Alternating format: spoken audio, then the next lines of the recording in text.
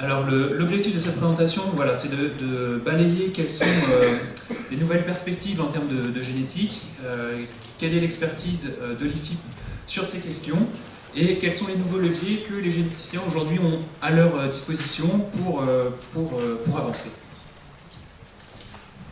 Donc brièvement, la sélection porcine, c'est un des maillons en amont de la filière qui vise à approvisionner tous les élevages en reproducteurs et en semences pour produire les porcs charcutiers qui sont ensuite utilisés dans l'aval de la filière. Donc l'IFIP, là-dedans, a un rôle important pour le fonctionnement des schémas de sélection collectif. Donc l'IFIP coordonne toutes les actions de sélection collective. L'IFIP, en collaboration avec l'INRA, produit les outils d'aide à la décision utilisés par les éleveurs, notamment les index qui permettent de faire les tri des reproducteurs.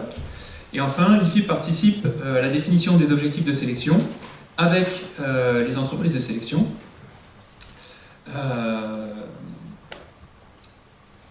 Donc les schémas de sélection collective sont résolument tournés vers la filière. Donc les entreprises de sélection nous remontent quelles sont les attentes des différents maillons de la filière et à nous, généticiens, la charge de définir donc avec les entreprises de sélection quels sont les critères de sélection pertinents pour répondre à ces attentes et quelles sont les pondérations que l'on doit accorder aux différents caractères pour notre objectif de sélection. Donc très brièvement, si on reprend la pyramide de la production porcine, toutes les actions de sélection sont réalisées dans la petite pyramide, le petit chapeau rouge en haut, dans les élevages de sélection. Donc dans le cadre collectif, il y a 4 principales lignées qui sont sélectionnées. Et le progrès génétique, la valeur ajoutée qui est créée dans l'étage de sélection, est diffusée vers le bas de la pyramide par des croisements entre les différentes lignées. Ces différentes lignées sont sélectionnées pour des aptitudes spécifiques. Donc certaines lignées sont plutôt sélectionnées pour des critères d'aptitude maternelle, d'autres plutôt pour des critères d'engraissement, d'efficacité alimentaire, de carcasse, de qualité de viande. Et donc, un des outils pour le généticien pour répondre à la diversité des attentes des éleveurs, de la filière, c'est de croiser ces lignées de façon pertinente pour proposer un porc aux aptitudes souhaitées. Alors globalement, ce qu'on peut voir en termes d'évolution des objectifs de sélection, donc là je parle de façon assez générale, ce qu'on peut voir c'est qu'au cours du temps, il y a eu une diversification des caractères sélectionnés, avec donc, de plus en plus de caractères. Cette diversification, elle est liée à de nouvelles demandes de la filière, donc de chacun des maillons de la filière. Elle est liée également à des innovations technologiques qui ont permis de mesurer des caractères, de les prendre en compte dans les objectifs de sélection. Donc je pense par exemple à la mise en place des stations de contrôle des porcs, des stations publiques dans les années 80 qui ont permis de sélectionner de façon plus efficace l'efficacité alimentaire, la qualité de viande par exemple, ou à la mise en place des évaluations génétiques donc de type BLUP, c'est les évaluations génétiques conventionnelles que l'on connaît jusqu'à maintenant, qui ont permis de sélectionner efficacement dans les années 90 les critères de taille de portée. Ce qu'il faut bien voir aussi, c'est que ces caractères, ils sont de plus en plus difficiles à sélectionner. Donc vous pouvez vous douter que par exemple la longévité, la résistance aux maladies sont des caractères plus difficiles à appréhender que la croissance. Et donc cette difficulté de sélection, elle provient surtout des difficultés en termes de collecte de phénotypes, de mesures sur les animaux. Je voulais vous présenter brièvement les nouveaux objectifs de sélection. En 2013-2014, tous les objectifs de sélection ont été réactualisés pour l'ensemble des lignées collectives. Donc c'était un travail de fond assez conséquent. Donc ces objectifs, ils sont définis donc, en accord avec les réalités économiques de la filière que nous remontent les entreprises de sélection. Pour être efficace en sélection, ce qu'il faut savoir, c'est qu'il faut bien hiérarchiser les caractères en fonction de leur importance économique. Donc ici, par exemple, je vous ai présenté l'objectif de sélection de la lignée large white femelle, donc c'est une lignée maternelle qui est sélectionnée pour des aptitudes maternelles, donc environ 50% de l'effort de sélection est porté sur les aptitudes maternelles, 20% de l'effort de sélection est porté sur des caractères de croissance, 20% sur l'efficacité alimentaire, et environ 10% de l'effort de sélection est porté sur la qualité de viande. Donc la philosophie qui a présidé à la définition de ces objectifs de sélection, c'est de réaliser un progrès génétique équilibré sur chacune des composantes. Donc par équilibré, je ne veux pas dire un progrès génétique égal sur chacune des composantes, mais un progrès qui est équilibré. Donc on fait plus de progrès génétique sur les caractères économiquement très importants, et on veille surtout à ne pas dégrader ou à faire un progrès génétique un petit peu plus minime sur des caractères moins importants économiquement.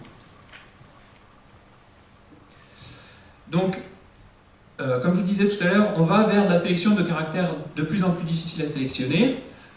Nous avons quand même des leviers, des nouveaux outils qui nous permettent de gagner en efficacité.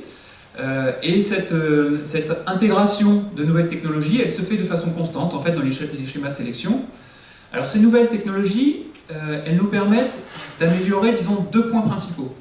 Le premier, c'est le phénotypage. Alors par phénotypage, on entend l'enregistrement des performances de mesures sur des animaux. Donc les nouvelles technologies, elles nous permettent d'enregistrer des nouveaux critères, tout simplement. Donc je vous ai mis là le persillage de la viande, par des mesures IRM, on pourrait penser à de la densité osseuse, tout à l'heure vous voyez par le scanner à rayon X. Les nouvelles technologies, elles nous permettent de réaliser des mesures plus précises. Donc c'est encore l'illustration du scanner à rayon X qui nous permet d'étudier finement la composition corporelle des carcasses. Et un point très important qui est en développement actuellement, c'est de réaliser ce qu'on appelle un phénotypage haut débit. Donc un phénotypage de masse sur le plus grand nombre d'individus possible, sur un grand nombre de caractères. Et ce, dans le but d'augmenter la puissance du dispositif de sélection. Plus on a d'informations, plus on est précis, plus on est efficace. Un deuxième point important concernant le phénotypage, la construction d'une nouvelle station donc Oreux, près de Rennes. Donc c'est un investissement qui est réalisé par France Génétique Port en partenariat avec l'INRA. Donc la station de phénotypage, c'est un outil central du dispositif d'amélioration génétique parce qu'il permet de contrôler dans un même environnement des animaux qui sont issus d'élevages différents. C'est aussi un outil à vocation expérimentale pour réaliser de nouvelles mesures et étudier de nouveaux critères de sélection.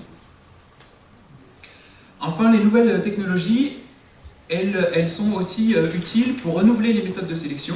Et donc là, je vais vous détailler ce qu'on attend finalement de la génomique, de la sélection génomique. Donc l'information génomique, donc c'est l'information du génome, elle est révélée par l'analyse de l'ADN des animaux, par une simple analyse qu'on appelle génotypage sur une puce à ADN. Donc ce sont des méthodes qui sont dérivées des biotechnologies d'analyse des génomes. Donc cette information du génome, c'est une nouvelle source d'information qui nous permet de compléter les sources d'informations qu'on a à disposition, donc les phénotypes, disons les performances, et les généalogies. Et ça devient un troisième ingrédient donc, dans l'évaluation génétique qui nous permet d'estimer les valeurs génétiques. Cette information génomique, elle nous permet de mettre en évidence des régions du génome qui influencent des caractères. En gros, on va essayer de chercher quelles sont les régions du génome qui portent les gènes d'intérêt pour les caractères qu'on étudie. Et cette information génomique, elle nous permet également de décrire précisément quel chromosome un individu a hérité de ses parents. Et en combinant ces deux types d'informations, donc où sont les gènes et quel chromosome un individu a hérité, on arrive à calculer des valeurs génétiques qui sont plus précises. Donc on arrive à réaliser un choix plus précis des reproducteurs. Donc pour vous expliquer un peu le mode de fonctionnement de cette sélection génomique, j'ai choisi un exemple, qui est la sélection contre les odeurs de mâles entiers. Donc c'est un critère qui n'est pas encore en sélection, utilisé en sélection en routine. Par contre, je l'ai choisi parce qu'il a une propriété intéressante, c'est que c'est un caractère qui est cher, en tout cas à phénotyper, coûteux à phénotyper. Donc je vous rappelle que les odeurs sexuelles de viande de mâle entier, elles sont liées à la présence dans la viande de composés odorants qui sont révélés au moment de la cuisson de la viande. Et une des méthodes pour détecter des animaux présentant un risque, c'est de réaliser un dosage chimique des concentrations en composés odorants dans un échantillon de gras d'un individu. Donc qui dit échantillon de gras sur carcasse dit qu'on ne peut pas avoir de mesure sur des animaux vivants. Donc on ne peut pas discriminer directement les reproducteurs sur leur valeur génétique, leur potentiel génétique. Deuxième élément important, l'analyse, le dosage chimique coûte très cher. C'est 50 € pour réaliser le dosage. Et on ne peut pas réaliser, disons, un dosage pour toutes les carcasses qui passent à l'abattoir. Donc, le caractère est difficile à sélectionner. Donc, l'idée derrière la sélection génomique, c'est qu'on va constituer ce qu'on appelle une population de référence, donc d'animaux qui ont à la fois une donnée de génotypage et, par exemple, un phénotype, le dosage. On combine, on met en relation ces données de génotypage et les phénotypes, les dosages, pour construire un modèle qui nous permet, donc pour des jeunes candidats qui n'ont aucune performance, à partir de leur simple information génomique, on va pouvoir prédire une valeur génétique, génomique, qu'on appelle génomique, qui sera plus précise que les valeurs génétiques qu'on a conventionnellement. Donc cette méthode, là j'ai donné un cas pour illustration, elle s'applique à n'importe quel type de caractère. Et on sait le faire en race pure, actuellement. Une autre illustration, une autre utilisation de la génomique qui pourrait apparaître, qui est à mon sens beaucoup plus innovante, mais qui n'est pas encore réalisée en routine, c'est d'incorporer de l'information d'animaux des élevages de production pour sélectionner les candidats de race pure dans les élevages de sélection. Donc actuellement, on ne prend pas en compte les informations, les performances des animaux dans les élevages de production pour une simple et bonne raison, c'est qu'on a besoin des généalogies pour faire tourner nos modèles d'évaluation génétique. Et il n'y a pas de suivi de généalogie à l'étage de production. Donc on pourrait voir l'information génomique, on pourrait utiliser l'information génomique comme un substitut d'information généalogique. Parce que finalement, toute votre histoire généalogique est contenue dans votre génome. Donc, de façon assez prospective, ce qu'on pourrait faire, c'est constituer une population de référence d'individus croisés dans les élevages de production, donc avec des génotypes et des performances, et utiliser cette information donc, dans un modèle d'évaluation génomique, un modèle statistique, qui nous permettrait, à partir de la simple lecture du génotypage, de prédire une valeur génomique pour les candidats. Donc, à mon sens, c'est une vraie innovation de rupture, parce qu'elle permet de prendre en compte, d'avoir une remontée de l'information des élevages de production vers la sélection, et plus seulement d'avoir un flux descendant de la sélection vers la production. Donc elle a un grand intérêt pour la sélection de nouveaux caractères, comme les caractères de longévité, de santé, que l'on ne peut pas forcément bien mesurer dans les élevages de sélection. Donc je vous dis, c'est une innovation de rupture, mais qui n'est pas encore applicable aujourd'hui en routine, parce qu'il y a encore des verrous méthodologiques, notamment la petite roue, les modèles statistiques sont un petit peu plus compliqués pour mettre ça en œuvre. Mais il y a un effort de recherche important en France et à l'étranger sur cette problématique. Donc les verrous, à mon avis, sauteront assez rapidement. Donc dans la pratique, ce qu'on attend de la sélection génomique, c'est plus de progrès génétique sur les nouveaux caractères. Par contre, il y a une condition, c'est quand même d'avoir une population de référence d'une taille suffisante. Donc il y a un investissement de départ à réaliser.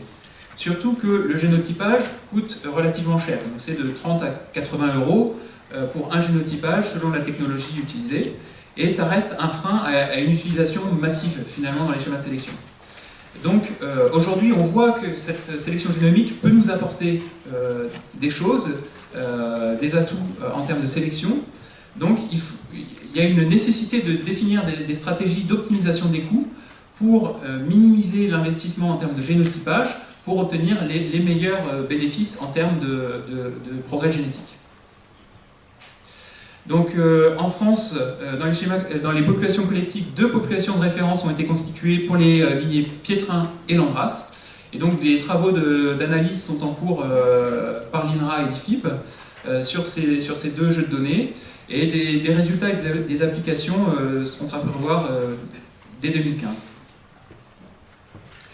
Donc mes conclusions, mes messages importants que je voudrais vous faire passer aujourd'hui, Donc c'est que la sélection, elle est source de progrès pour les caractères d'intérêt de la filière.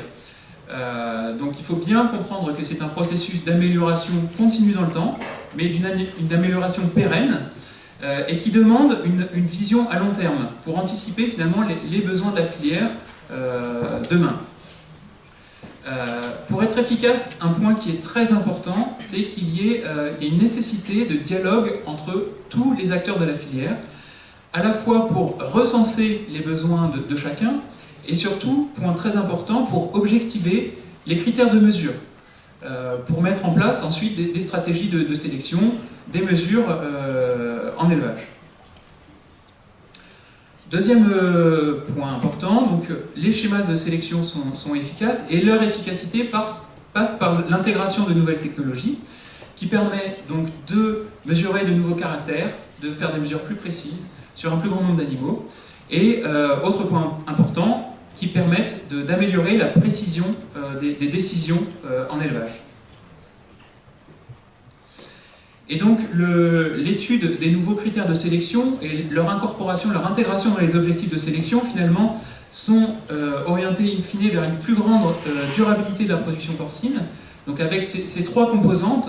Donc une composante économique qui est liée finalement à la rentabilité de l'élevage porcin, donc par la sélection de critères importants pour l'élevage, donc l'efficacité alimentaire, la productivité numérique. Une composante écologique, environnementale, notamment par la sélection de l'efficacité alimentaire qui contribue justement à un meilleur bilan environnemental, et par une composante sociétale, par la production d'une offre en produits variés et adaptés aux besoins des consommateurs, et par l'adoption aussi de modes de production en phase avec les demandes de la société. Voilà, je vous remercie de votre attention.